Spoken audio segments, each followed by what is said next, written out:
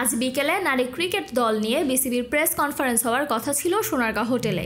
বিসিবির দেয়া টাইমের আগেই আসে সাংবাদিকরা, কিন্তু অনেকটা সময় অপেক্ষার পরও প্রেস ব্রিফিং শুরু না হলে এবং সাংবাদিকদের কোনো সঠিক তথ্য না দেয়ায় এক পর্যায়ে কনফারেন্স বয়কট করেন সাংবাদিকরা।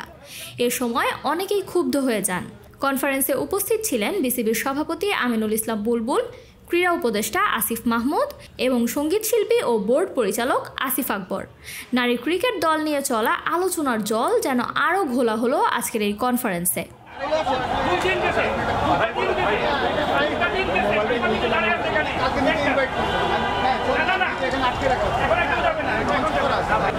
আমি তো প্রোগ্রামই শেষ, আমি ভিতরে কি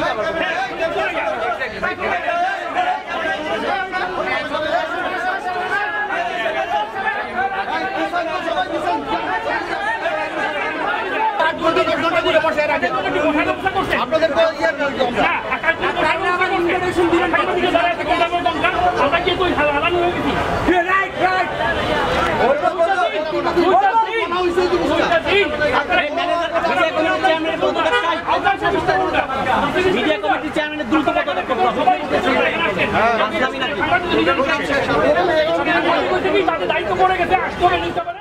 আরো আপডেট পেতে সাবস্ক্রাইব করুন আমাদের ইউটিউব চ্যানেল এবং ক্লিক করুন বেল আইকন। ফলো করুন টিকটক ও ফেসবুক পেজে।